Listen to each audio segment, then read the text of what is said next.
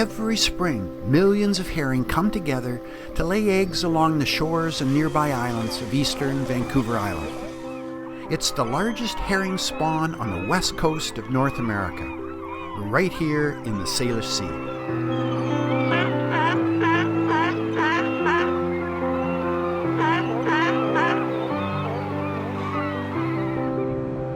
It's early March and I'm on my way to Hornby Island, off the eastern shores of Vancouver Island.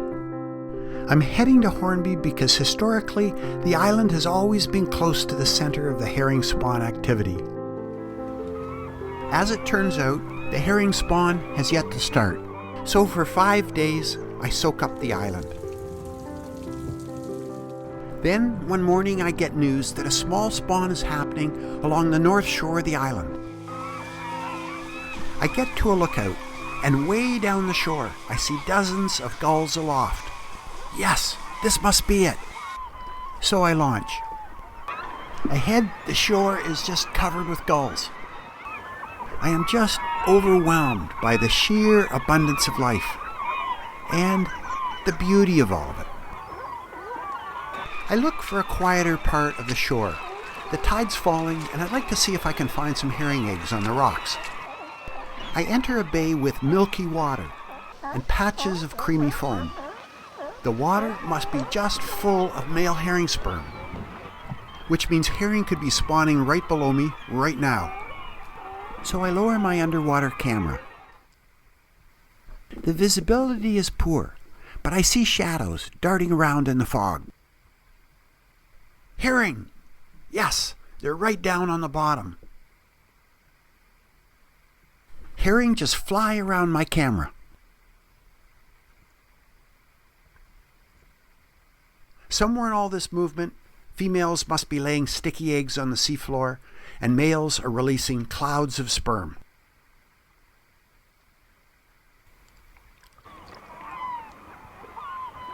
So I land on the nearby shore. The tide is falling, and I'm looking for herring eggs. And sure enough, there are herring eggs everywhere. But in the tide pools, I also see that eggs are floating freely. Many of these are collecting on the surface. I take a look down the shore, and I realize that it's these eggs that the gulls are feeding on, picking them off the plants or the water surface. And just offshore, the gulls are doing the same. I pause and look around. There are gulls, seals, and sea lions everywhere. I feel bathed in a level of animal energy I've just never known before. Then an eagle flies by and sets off the gulls. I head for my kayak. As I float the shore, I realize there must be several species of gull here. And I see harlequin ducks diving, likely feeding on herring eggs. I round a point into a bay full of sea lions. I've watched them at a distance since I launched, but now here they are. Dozens of them thrash the water, diving, surfacing, then diving again. They've just got to be feeding on herring. And I can see that the gull swirl is centered right over the feeding sea lions. They're looking for scraps, fleeing or injured herring. That distinctive bark tells me these are mostly California sea lions, the smaller of our two local sea lion varieties.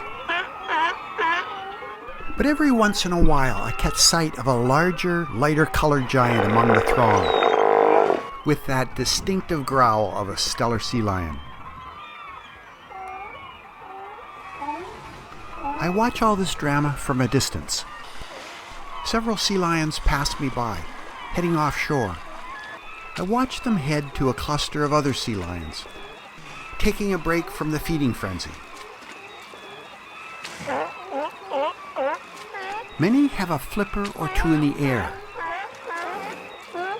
Their flippers are poorly insulated, and this habit reduces heat loss to the cold waters.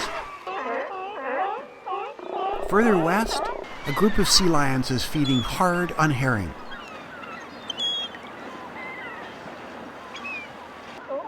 The water they're fishing in is so shallow that a big stellar sea lion props himself up on the bottom and looks around.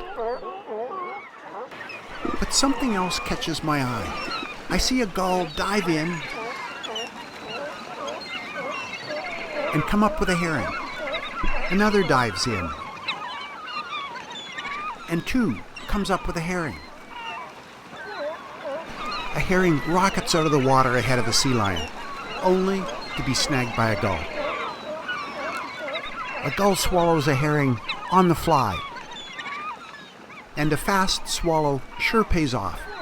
Another catches a herring, only to lose it to another gull.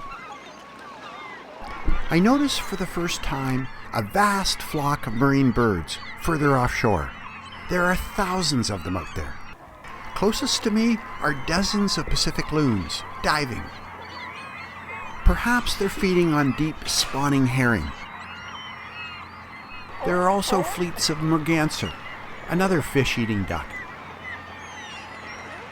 The sun's getting low, and I've been out here for more than 5 hours. All this animal energy is just a bit overwhelming, and I head for a quieter place. I float in among some eagles.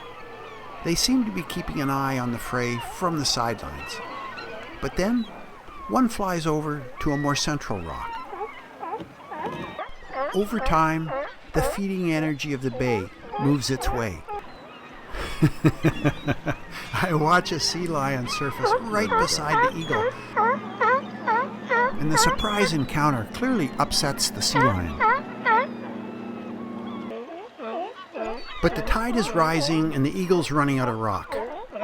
A group of sea lions approach, and the eagle moves on.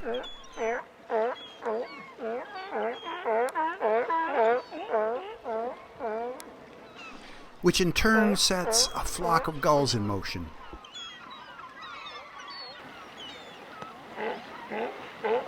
But things seem to be winding down.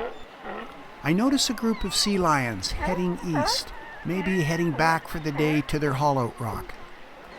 Offshore, the birds seem to be heading off as well. And many of the gulls have settled on the shore. A heron moves into a rock nearby. The light is just magical. And a flock of shorebirds catch the last light. I've been on the water most of the day. All that I've witnessed whirls now around in my mind.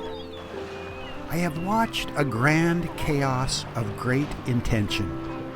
The herring are here to spawn. Everything else is here to feed. That the herring bring this party together is obvious. That so much nature comes to speaks to the deeply vital role that herring play in the marine realm of this Salish Sea. Amazingly, what I've watched today is just a small spawn. The main event has yet to begin. I have been immersed in an energy and vitality I have not known before. That nature can still muster such abundance, I find so reassuring. It gives me hope. I paddle on. All I know is that this is a story I need to tell.